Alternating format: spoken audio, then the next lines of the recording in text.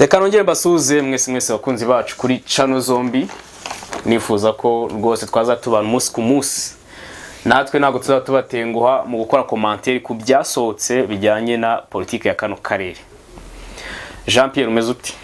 Ndamahoro urebye iyo ntarwaye ngiye mbameze neza. Ubuzima bugenda urebye nta kibazo gihari rwose. Abantu benshi bari kubona ko amahoro muri kano karere adashoboka. Bakurikije passe, bakurikije yuko ibintu biri kunyura mu bintu by'intambara gusa, bakurikije amadiskuru abaperezida bari kuvuga, bakurikije yuko no ku rwego rw'isi hari puissance nazo idashaka kumvikana.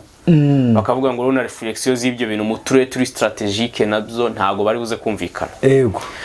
Aka karere wowe kubijyanye no kugira ngo aboneka amahoro urimo uragenda ubibona cyangwa nawe uri kubona birushaho kuza umurego?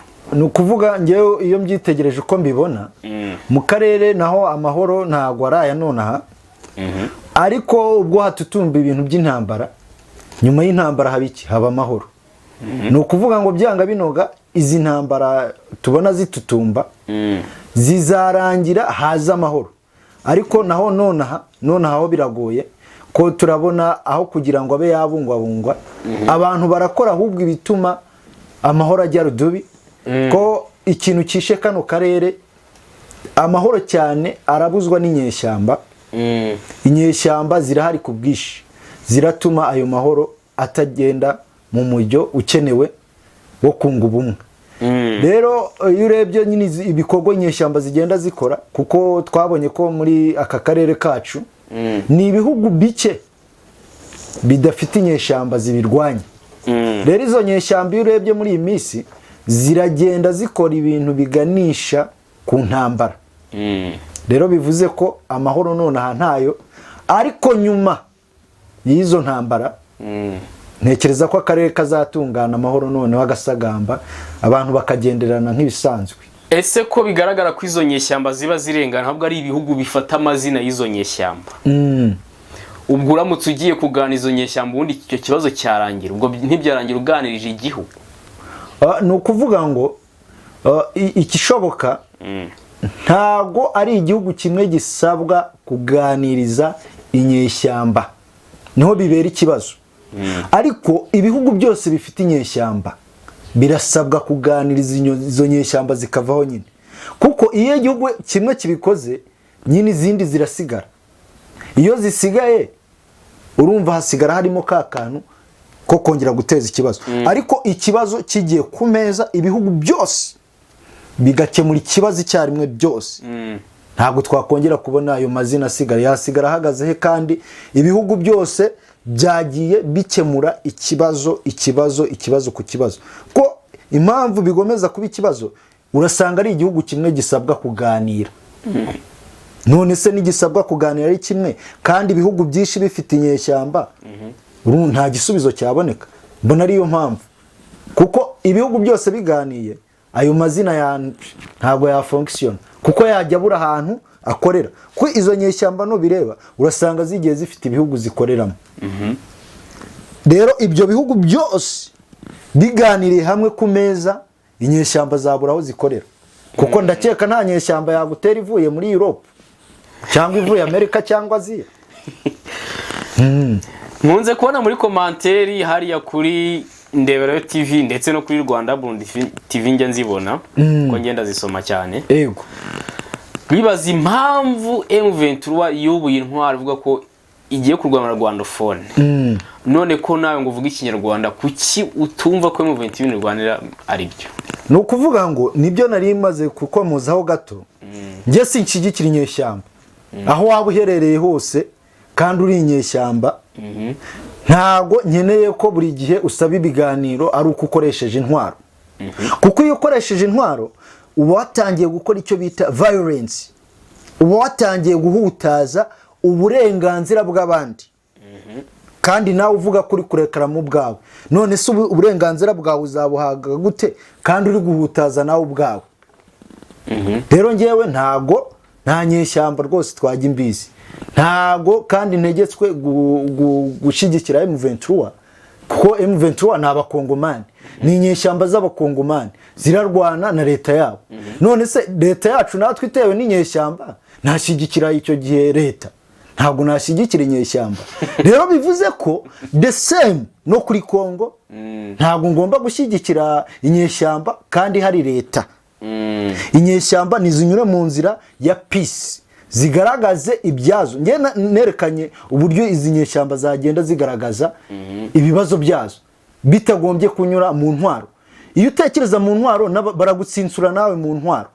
Kandi nanone biragoye ko inyeshyamba zirusha imbaraga leta, kuko leta ibifite abayifasha benshi. Noneho bikubiteho nko kuri M23 aho bitandukana wenda n'indi mitwe yagiye ihita. Akenshi hari igihe usanga ibihugu byitekarara bikaba byaza ku nyeshyamba, ariko kuri M23 nabuze ibihugu byidekarara ngo bivuge ngo tushyigikiye izi nyeshyamba tuzira inyuma. None ngewe umuturage ndazishyigikira nkande nimba n'ibihugu byatinye kuzishyigikira?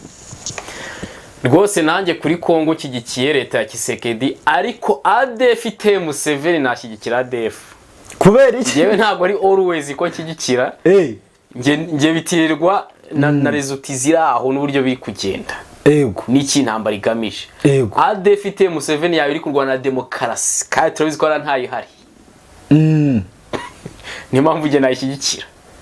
Icyo gihe ni cyagiye ADF ibyo wowe ni by default ko ushyigikira leta utabanje kora results ziraho. Ubundi icyambere leta ndabanza nkareba ese izi nyeshyamba zegwa intwaro zabujijwe ubuhe burenganzira.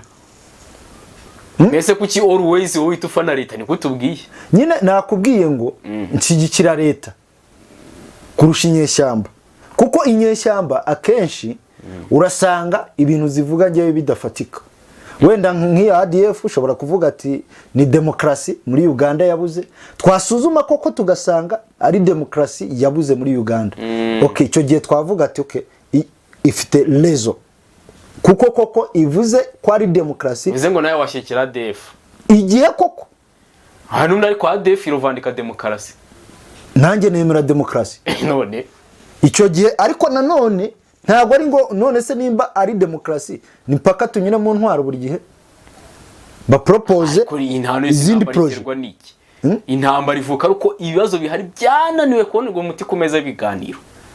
Nese impamvu dushaka intambara y'akarere kose ariko icyambere nuko hari ibintu muri kano kare byananiwe kubonerwa umuti ku meza biganiro. Ni impamvu dushaka intambara y'akarere kose. Ese ADF yigeze propose Museveni biganiro mwese kabiri se aho yarabyanze kuba bamugeraho rwose ntacyo byaba bimbwiye, kuko nimba nyine bagupropoje ibiganiro ariko hatabanje kubaho kwegura intwaro.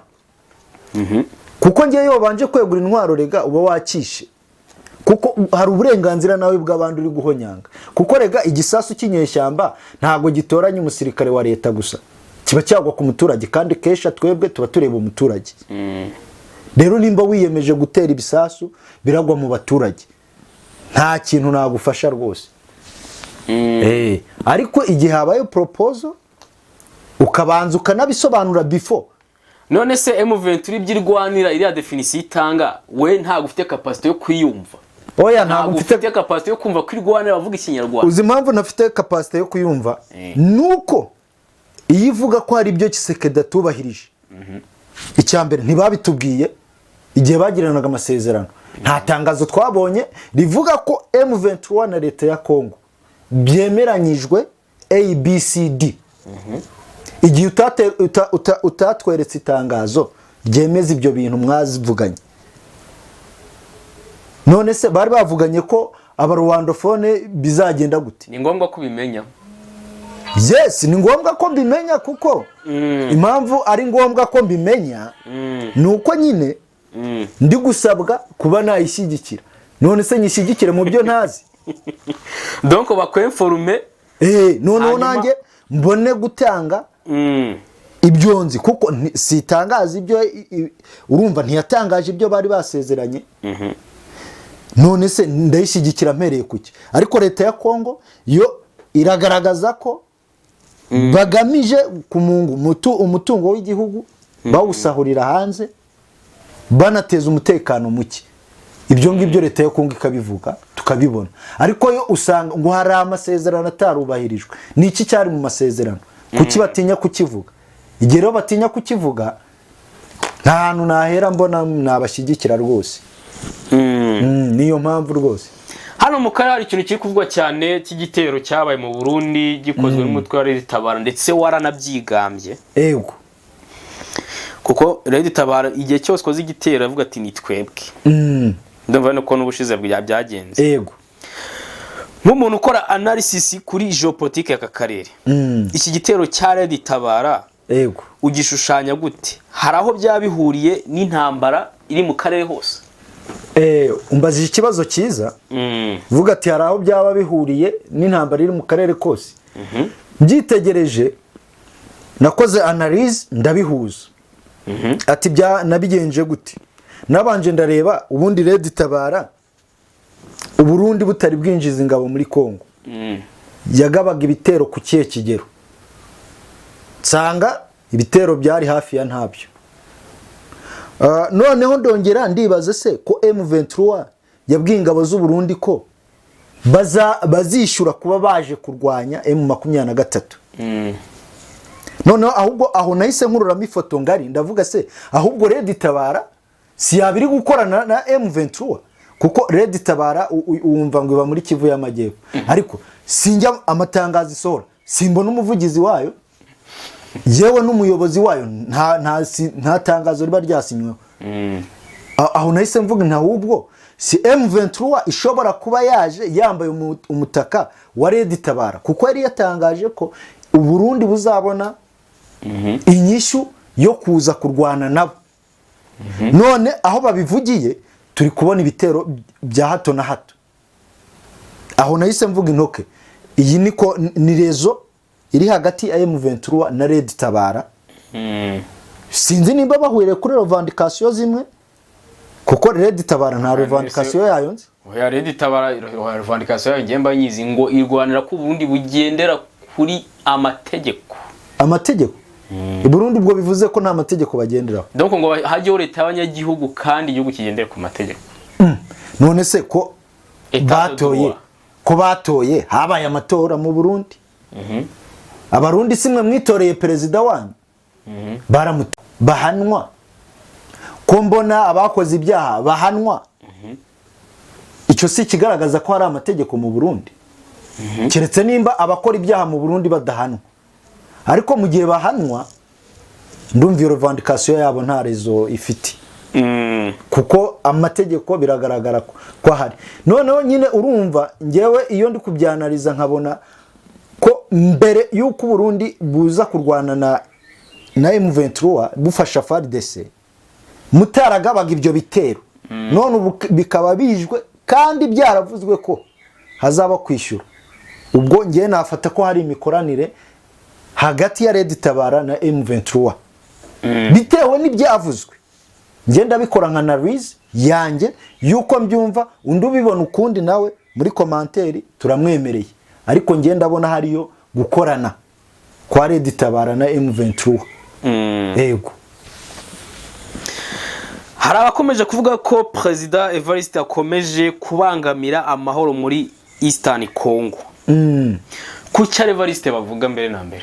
Ni ukuvuga ngo impamvu bavuga Evariste yinjiye muri Congo yazanye ubuhirimbanyi bwinshi cyane. Urareba ko hari amasezerano yagiranye na leta ya Congo yo kwifasha. Kandi wareba nk'igice kibivuga ndatekereza ari igice cyo kuri M23. Kuko ntago leta ya Congo ariyo yavuga ko abangamiye kuzana amahoro muri Congo kandi ari cyagamije. Bagamije kurwanya umutwe wa M23 hakaza amahoro. Rero kuvuga ngo arayabangamiye nabo ku ruhande rwa M23 kuko ariyo iri kurwanya. Kandi nk'umuntu uri kurwanya afite uburenganzira bwo kuvuga ko amahoro abangamiwe. Ariko se koko ubisuzumye nyine ubona abangamiwe. Ni ukuvuga bo baragendera ku buhirimbanyi wenda bakongeraho n'igisirikare cy'u Burundi imbaraga cyaba kigaragaza. Wenda na conscience militaire kuko Kongo yo bari bamenyereye nyine nuguhita bati bitwaro nuguhita bagira ute nyine niyo Kongo bashaka Kongo iti ntwaro yiruka nyine itagwana ku rugamba nta wundi yifasha. Rero nimba habonetse abayifasha. Evariste ni uri kuvugwa cyane ubu ngubu ukumva na South Africa bavuga ngo ingabo zaho nta capacity zifite bite ko nimba ingabo zidafite capacity uratinya iki ko zidafite capacity. Rero Evariste arazira ko ingabo ze zagaragaje guhangana cyane muri Kongo. Uribuka ko na Tanzania igihe yatangiraga kurashisha bya bitwaro bikomeye nayo batangiye kuyivugaho, ariko ubu ntabwo nyumva bayivuga. Sinzi nimba wenda barabijimije kuvuga bya sabasaba cyagifite atira ritewe cyane. Bari bavuze ko bazabizimya, sinzi nimba rero barabizimije. Biri gukora ubwo rero Evariste ntekereza ko ariyo mpamvu bavuga ngo abangamiye amahoro y'akarere. Ariko ngiye siko mbibona, ahubwo ubangamiye amahoro y'akarere kuki M23 wowe utarambika intwaro hasi noneho mukanyura mu nzira y'ibiganiro ariko udafite intwaro. Kuko rega ufite intwaro se naganira nayo gute kandi ufite intwaro ugamije kunyica.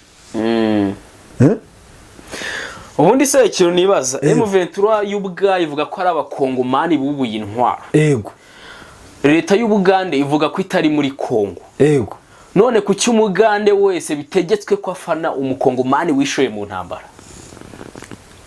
Aho ngaho yaba ari abantu biha inshingano ko Uganda itari muri izo nyeshyamba. Ngiye ntekereza ko ari abantu baba bihije inshingano.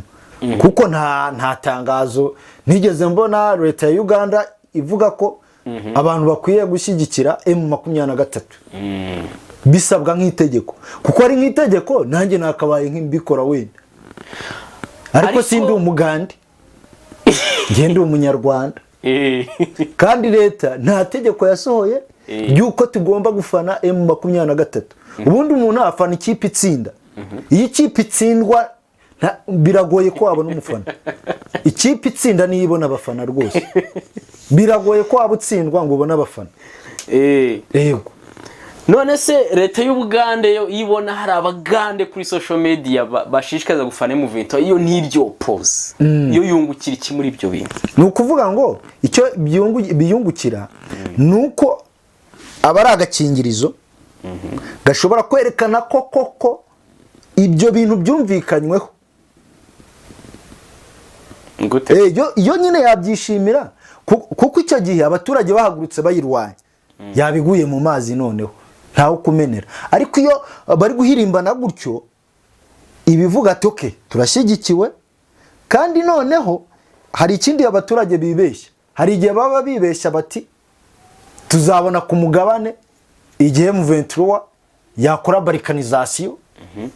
Ariko se utarabigizemo uruhare wabona umugabane uvuye. Ni kashi zawe zizakora n'icyuya cyawe. Nta muntu uzaguha ibintu by'ubuntu kuko M23 hari ahantu yafashe. Ushaka nawe kujya kuzafata kuri ibyo, jya ku rugamba urwane. Kuki ubundi uri kurwanisha umunwa kuri social media? Jya ku rugamba. Mu Burundi hari organisation yitwa Orcom.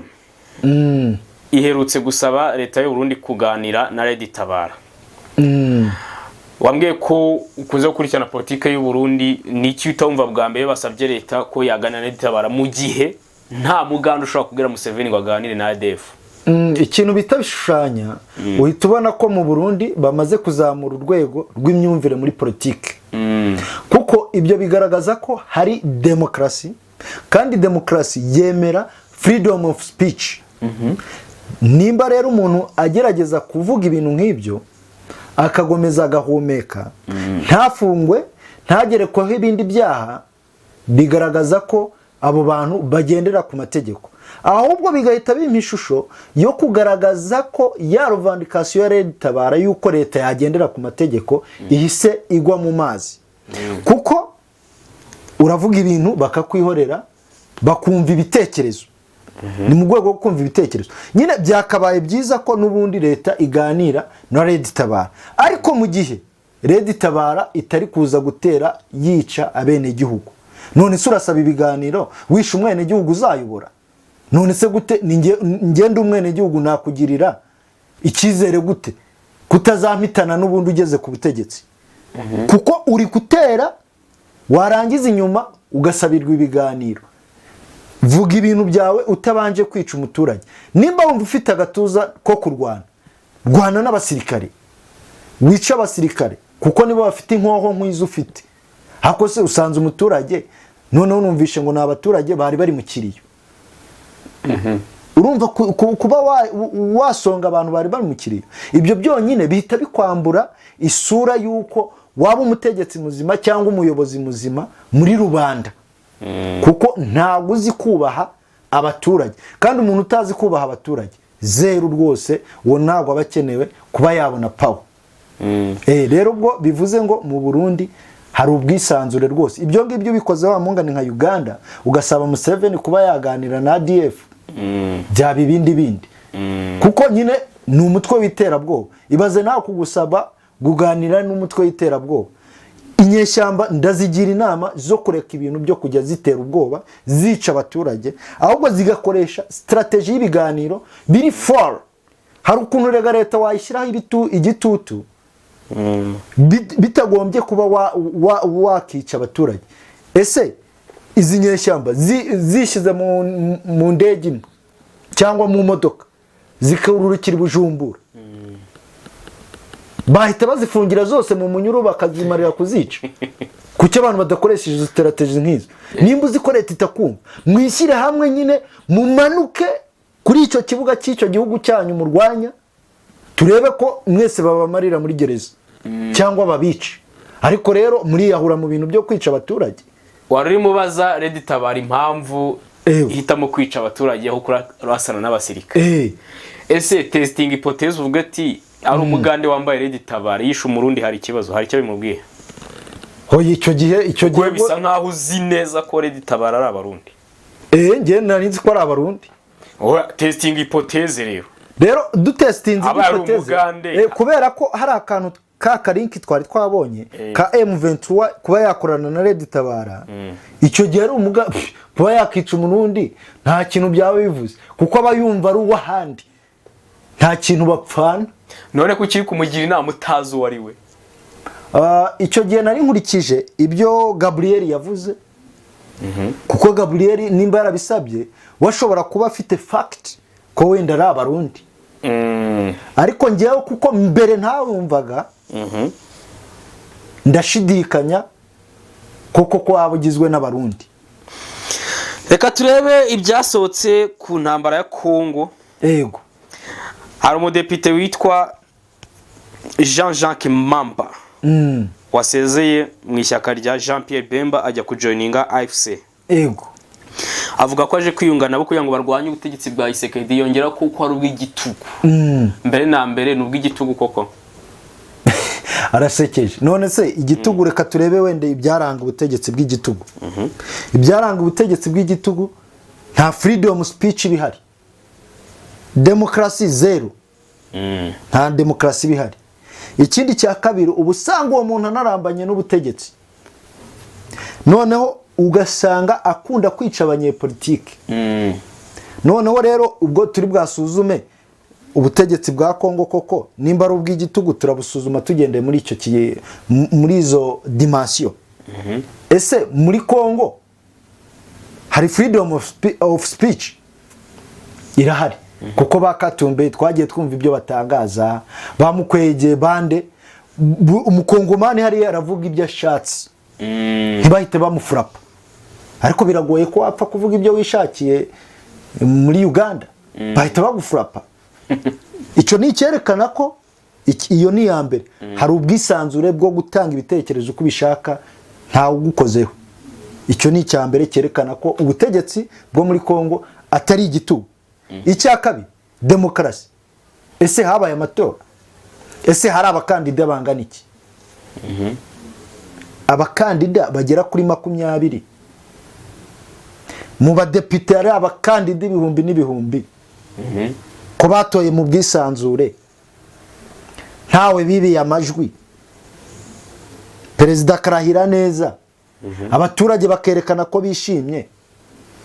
Hari umukandida Kisekedi yaba yarakuye kuri liste? Kuko aro bita Matata Ponyo niwe wikuyeho. Niwe wikuyeho. Urumva ni impamvu ze. Icyo gihe iyaza kuba ari umunyagitugu yari guhita avuga toke Katumbe vaho. Kuko ntiyari kwemererwa. Ko turabizi ko Katumbe yagerageza kwiyamamaza ku bwa Kabila, bakamufurapa ntagaragareho. Ahubwo icyo gihe kiretse iyo Kabila bari ukiriho, no twari kuvuga ngo ubutegetsi ni igitugu. None Kisekedi yaramwemerera ajya kuri liste. ntiyagira icyaha kandi yaramutsinze amwihanije bigaragara. Kuko wenda ushobora kuvuga ati wenda muri Kongo ngo banyonze amajwi, diaspora yarabigaragaje, diaspora se yatoye bwa mbere muri diaspora aho yarakubise yakubitaga nk'uwanura iki ni hano ni maka. Ubwo rero bivuze ko dimension ya kabiri ya demokarasi nayo dusanze ihari kandi ari bimwe mu bigaragaza ko ari igitugu. Turebe kuramba ku butegetsi. Ese Tshisekedi manda ze zararangiye ahindura itegeko nshinga yanga kuva ku butegetsi? Reka da, Senate wadera ari muri manda ya kabiri kandi nibwo igitangira. None se uratangaza ko ari umunyagitugu gute? Noneho wabivuze ngo yitwa ngo ni Jean-Jacques Mamba, ngo ni Jean-Jacques Mamba. Nabonye yahoze ari umudepite. Ari mu nteko yigeze avuga ati Tshisekedi n'ubutegetsi bwawe uri umunyagitugu. Ibyo bigaragaza ko ahubwo abantu baba bafite inda ikorera bo gusa, iyo amaze kubura bya bindi yabonaga nibwo aheraho atangaza ngo ubutegetsi n'ubw'igitugu. Uwo namufata nkaho yabivugishijwe no kubura umugati yari afite. Kuko yaza kuba kuko ari umuntu ubona ko ubutegetsi bwa Tshisekedi ari ubw'igitugu, yakabivuza kiri muri Parlement, wenda akaba yatangiza na petition zo kweguza Tshisekedi nk'umunyagitugu. Ariko baragufura byuvuyemo, ntekereza ko yari nashoje na manda ye cyane rwose. Ubonye utatowe ngo ugarukemo nibwo ugiye gutangaza ngo n'uw'igitugu ni iki zero. Ibyo ngibyo ndafata ko ari nk'ibintu by'ibigambo biraho, kuko muri dimension zose zerekana ko ubutegetsi ari ubw'igitugu ntabyo tubonye birimo. Yego. Hanyuma se kuri politike ya Uganda ho wabisanisha gute na bino bintu? Bino bintu biri kuba muri Kongo cyangwa ibiri kuvugwa n'uwo mudepite cyane, ni ukuvuga ngo yababona ariho hari lobby, kuko M23 ni isigaranye lobby, niyo yabasha gukoreramo akabasha kumvikana. Icyambere ntafite capacity yo gushinga ishaka, kuko yaba afite capacity yo gushinga ishaka yari gushinga iki. None arabona M23 hari ukuntu yacaniriye, arashaka kurya kubyo atatetse. Nanjye mpamvu nkubajije Uganda nuko nzi watubwiye ko M23 ari Uganda. Yego. Ni ukuvuga ngo arareba agasanga kuri Uganda nyine niho hakiri iyo lobby bapfa kumwakira badakoze izindi analize. Mbega warashakana guma apakira indaye rwose. Uwo ngo ntabwo ari neza y'igihugu. Bivuze ngo na hano kuri Inkomoko TV nako kuri Ndeberayo TV. Yego. Nawe ufite lobby yaza ko nako kanye yaho usobora gusanga janye akanyiyungaho rwose. Uwo arareba lobby ntabwo ari neza y'igihugu. Nakweretse yaza kuba ari neza y'igihugu aba yarabivuze akiri muri Parlement cyane, ariko abivuze yasohotsemo. Uwo ngo ntabwo mufata rwose nk'umuntu ushakira neza bene igihugu ba Kongo. Museveni agira gutya yakire President William Ruto ndetse na Raila Odinga. Yego. Urakeka ibyo ngibyo bivuze iki muri politike dukurikije aho akarere kageze muri no misi? Ni ukuvuga ngo kwakira Ruto na Odinga urareba n'ubundi nta bantu batajya imbizi. Nahise ntekereza nihe shusho abazanyemo. None se ni mediation kugira ngo bakemure ibibazo, kuko ntabwo twabonye ko ari mediation.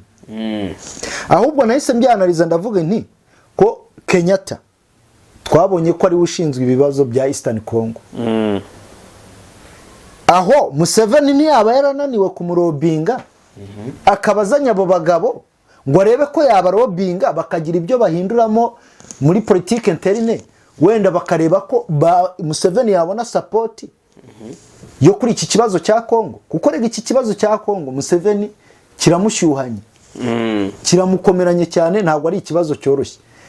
Ntekereza ko yabazanye mu buryo bwo kugira ngo arebe ko yabona amaboko kuri Kenya, mu gihe Kenyatta byaba byaramunaniye kurobinga, kuko Kenyatta afite cash, biragoye ko amurobinga ku cyo cyenyege. Ariko Ruto aracyari umwana mu president, kuko Museveni umuhamagaye amaze ku president imyaka 40. Urumva abagufata nk'umwana. Raila Odinga nawe nuko.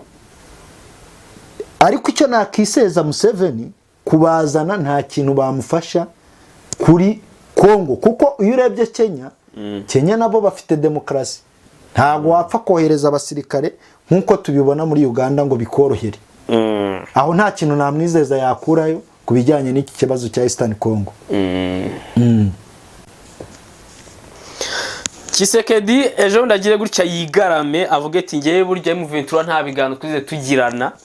Bya binde M23 bivuga ngo hari ibigano ngo twagiranye na Tshisekedi muri za 2021 ngo tumara amezi 18 Kinshasa ngo tuhari ibintu twumvikana bijyanye no kugarura umutekano muri Eastern Congo. Ese kuki Tshisekedi abyigaramye n'impamvu ki yabyigaranye muri ibi bihe? Ni ukuvuga ngo Tshisekedi aho namufata nk'umuntu ufite ubwenge bwishi cyane.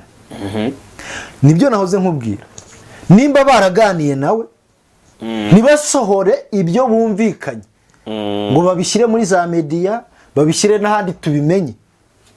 Yabahenze ubwenge. Kuba rero byigaramye muri iki gihe, ubu ngubu noneho afite amaboko, kuko nk'icyo gihe urebye icyo gihe nta mbaraga yari yakagize interim. Hari hakirimo abakabiliste, yaba muri za parliament, yaba mu gisirikare, yaba hehe, ari kuri riske yo kuba yanakicwa. Ahubwo yakoze analize aravuga ati okay, aba bagabo nimba ari bo bafitemo abantu hano bashobora kungirira nabi, reka mbemerere tugire ibyo tuganira. Ariko abahenda ubwenge ntibyajya muri media, ntihagira ahantu nyine bo barabyigumanira bo ubwabo. Kubigarama iki gihe rero afite amaboko amushyigikiye, yamekinze sure ko nta wenda kumuhitana, bari kumwe. Abakabiliste bacitse intege, yaba muri FARDC twagiye tubona babafrapa. Nurimo afite ingenza, nta kintu yakora. Rero kubigarama ubu ngubu yarangije gutsinda diplomasi y'ibyo bintu kuri international level. Frontline afite ibikoresho, propaganda nuko. Rero nta kintu na kimwe cyatuma koko yemeza ngo izi nyeshyamba twaraganiye, kuko byemeye ngo twaraganiye nubuze byaba ngombwa koko yongera agasubira ku meza y'ibiganiro. Ariko aragomeza yerekane ko na mbere reka nta hantu baganiriye. Rero M23 umubare mubi yagize nuko bitaratangaje ibyavuye mu biganiro, nayo kuki tabitangaje ubwo byari bififitse, nta kintu cyari kirimo. Kuko wenda ari ukuvuga ngo gushyirwa mu gisirikare cya FARDC, ibyo ngibyo rwose n'ubu bakabaye babivuga ko ari byo bari bumvikanye. Nabo batinya kuvuga icyo bari bumvikanye. Nimba utinya kuvuga icyo twumvikanye, ni gute ngiye nakwemera kuvuga ibyo twaganiye nkemera ko twaganiriye? Ubwo bivuze ubundi se gushyirwa mu gisirikare cya FARDC bisaba kujya muri nka M23, kuki utajya mu muturage wo muri Kongo usanga ngo nawe nimba bose itangazo wapurayinga nkuko n'andi moko yapurayinga. Wenda ni ukuvuga ngo impamvu bo babivuga gutyo wenda ni ukuvuga ati bari inyeshyamba, kuko Tshisekedi yari asanze bari inyeshyamba. Kuki barinda kuba inyeshyamba? Umuntu wese muri FARDC yari inyeshyamba. Nyina niyo myumvire mibi tuba dufite, yuko buri gihe ushaka kumvikanisha ibintu byawe ari mpaka ujye mu mashyamba. Rero ubu ngubu bizatanga isomo ikindi gihe, nibabona inyeshyamba za M23 zitumvishwe, ibyazo bikagwa mu mazi, nta wundi muntu uzajya utinyuka kwegura intwaro ngo asabe ibiganiro, kuko bazajya babona nta kintu byatanze, ahubwo umutwe bawukubita bakawumena, ukarongotana ukibagirana. Ariko aramutse agiye ku meza y'ibiganiro, buri gihe twagiye twumva indi mitwe. Twebwe turi umutwe dushaka ibiganiro, ariko kuyikanina ntaganire nawe bizatuma n'indi mitwe nayo icika intege yo kuba yazura ibyo bintu by'ibiganiro. Wiringoma yemeje ko biteguye kumaraho FARDC n'abandi bafatanya ibikorwa bayo. Tubitegereze ryari? Ibyo ngibyo nta wabuza ushaka kuvuga ibyo avuga nyine, kuko twabonye ko freedom of speech biremewe. Ni ukwivugira. Kandi nanone se ni Wiringoma ni umuvugizi w'umutwe mu 23. None se atavuze gutyo yavuga ibindi bi, yavuga ati ayiwe FARDC iratwishe iratumaze. Ibyo ngibyo ni nk'ugwego rwa morale, ngiye mbifata nko mu rwego rwa morale. Kuko kurinda bayikubita, niyo barinda bayikubita ikavaho, uzagomeza kumva ati none se bya bitwaro bya Tanzania koko barabicecekesheje, baranabitaye muri yombi. Nigeze kubona ahantu abantu bavuga ngo FARDC ngo niyo ikora ikosa izatuma ngo intambara itarangira kubera izana ibitwaro bakayibyaka. Ndatekereza se koko iyo si yaba ari narrative yo gushaka kwerekana ko M23 hani kuri bikoresho ari ibyiba yatse FARDC? Nako ngo niko bimeze. baratubeshya cyane. None ubu ngubu FARDC none ifite ibyo bitwaro biremereye bifitiwe na SADC na MONUSCO. Ubwo bivuze ko M23 iri kwaka intwaro SADC na MONUSCO. Aho ngaho byose biri ngoma bivuze ntabwo ari umusazi ya n'umuntu z'ubwenge. Reka ibyo ngibyo ngiye nabifata mu rwego rwa morale kandi nk'umuvugizi wa M23 nta kindi yari kuvuga. Ni gutyo yagombaga kubivuga kugira ngo atange na morale yaba ku nyeshyamba ziri kurwana urwo rugamba. Buretse ko ziba zizi ukuri umuhaye akayira gato abashobora kuba yakiruka akava muri urwo rugamba. Ariko wenda kuba yishyigikiye kubarema agatima ibyo byo nta kindi yari kuvuga ni ibyo rwose. Reka tugire gutya tubasezere rwose tuzasubire ejo mu yindi topic abazadukurikira kuri ndeberayo nandi bazakira kuri Rwanda Burundi mwese tubashimire. Ciao ciao. Barakoze neza cyane.